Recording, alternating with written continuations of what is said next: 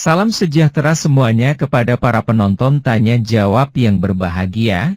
Semoga video ini bisa memberikan pengetahuan dan edukasi kepada para penonton, dan jangan lupa untuk like dan subscribe channel ini ya.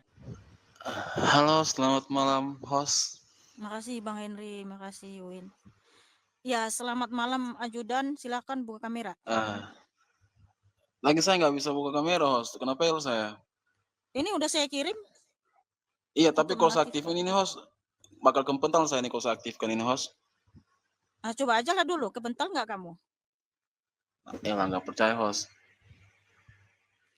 Pertanyaanmu apa, bro? Oke, satu aja pertanyaan saya, host. Mohon bertanya dengan santun ya. Siap. Gini, host. Kan Yesus ini kan sudah dinubuatkan di perjanjian lama bahwa dia nanti akan disalibkan kan, terus mati, terus bangkit ya kan? Ya kan, host? Iya, Ya. betul sekali. Oke. Terus gimana nasib para tentara Romawi pada saat itu yang menyalibkan Yesus, yang membunuh dan menyalibkan dia? Apakah mereka ini masuk ke Firdaus atau ke Hades?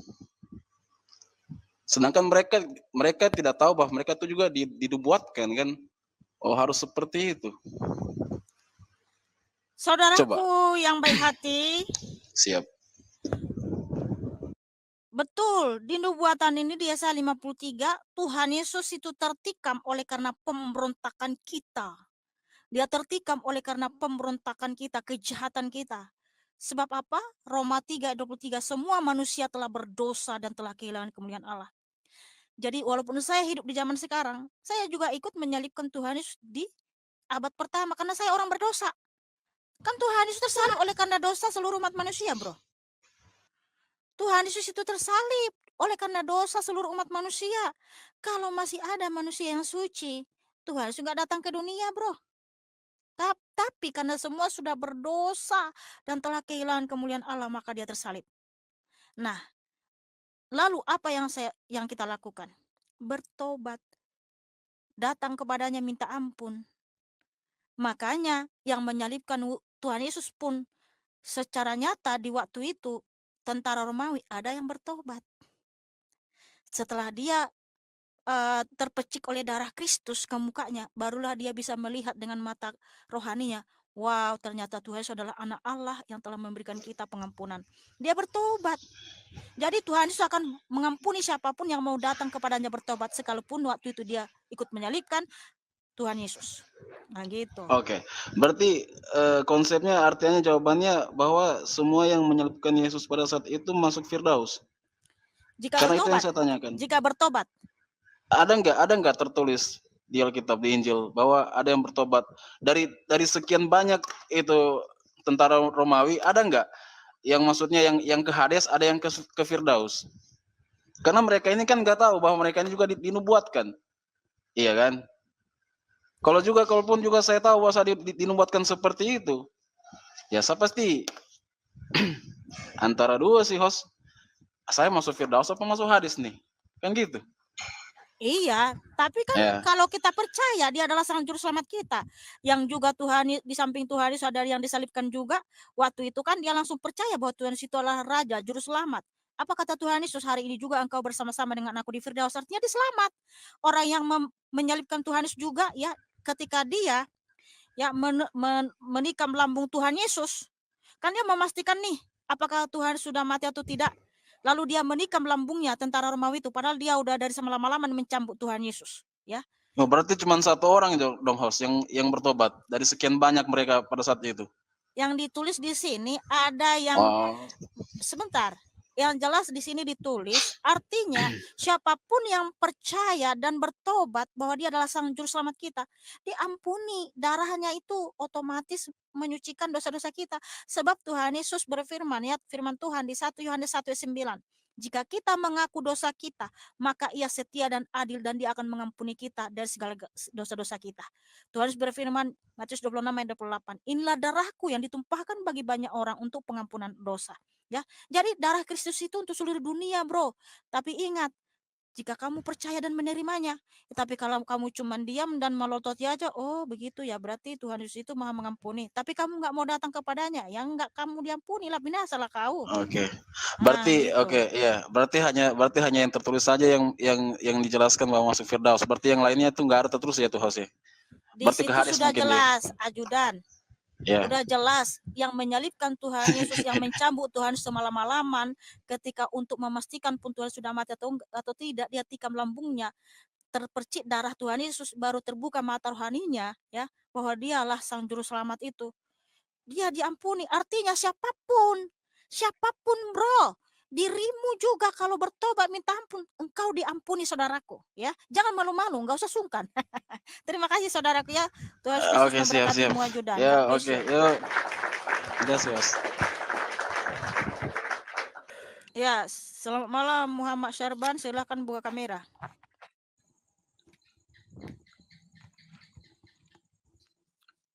Oke. Silakan. Jangan merokok nanti abang ya. Di depan kamera Iya. jangan merokok. Ya. Oke, selamat malam. Malam. Ya. Silakan. Ini sesuai dengan judulnya Yesus Allah yang maha besar. Iya. Jadi pertanyaan saya begini. Itu Yesus itu diciptakan atau dilahirkan? Tuhan Yesus Itu itu yang pertama. pencipta, Bang. Saya langsung jawab pertama. Ya. Yohanes 1 ayat 1. Iya. Jadi Yesus itu diciptakan ya atau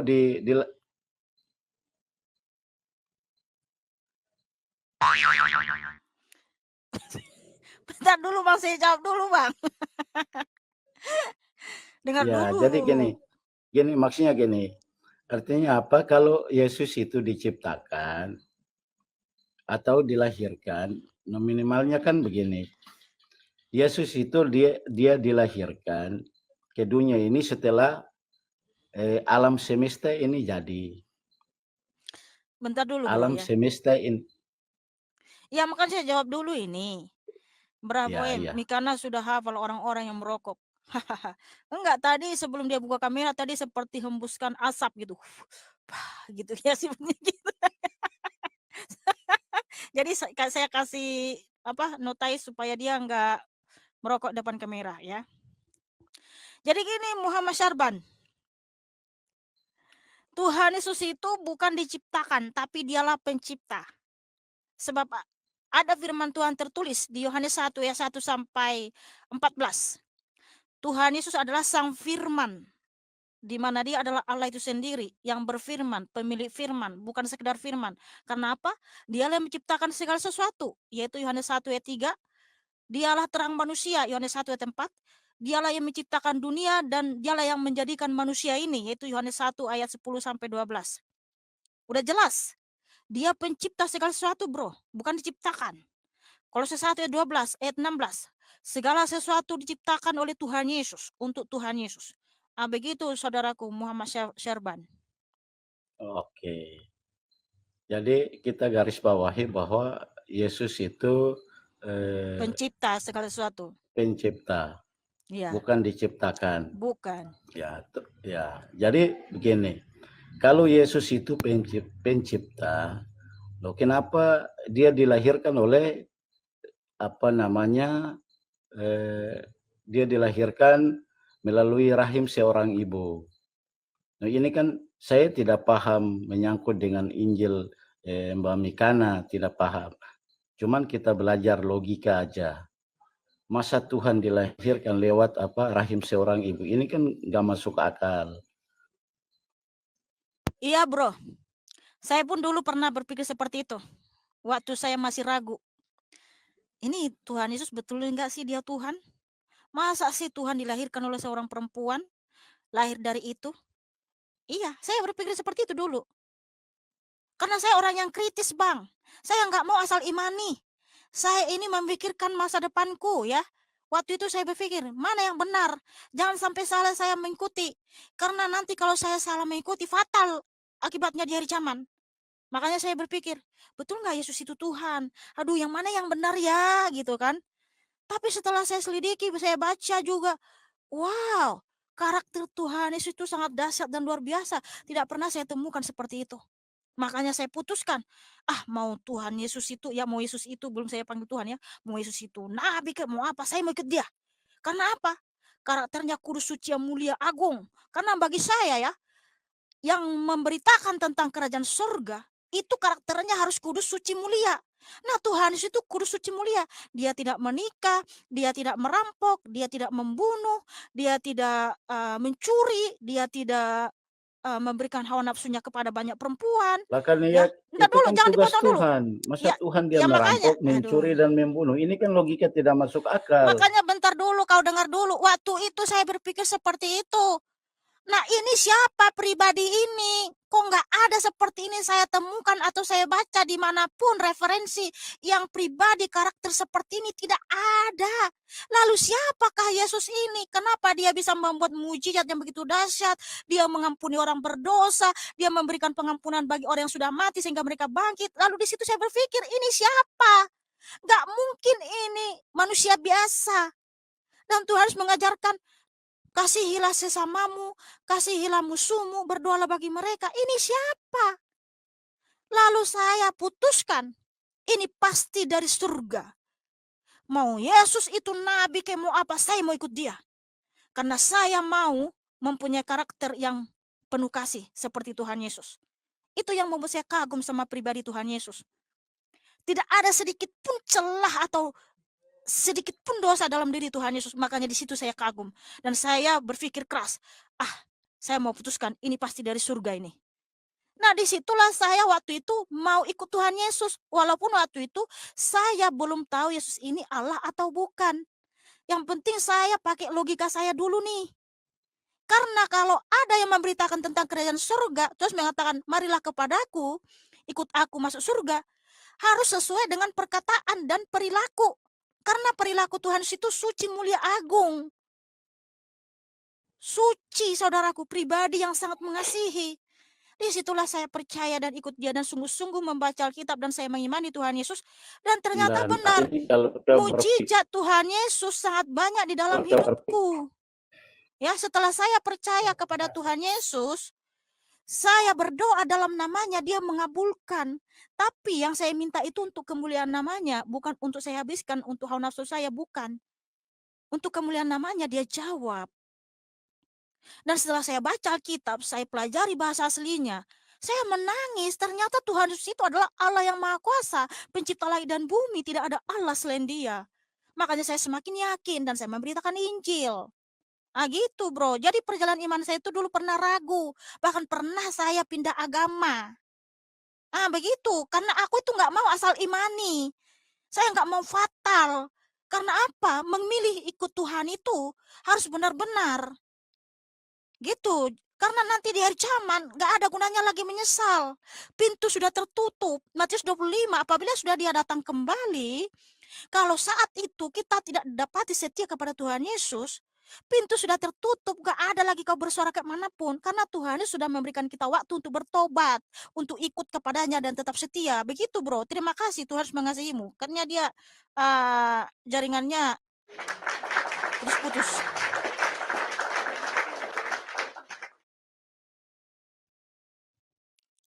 Gunakan akal dan berpikir. Banyak membaca dan pelajari. Jangan cuma asal imani bro and sister. Ya, selamat malam, Abu. Selamat malam. Silakan buka kamera. Sabar, saya buka kamera dulu. Agak gelap sih.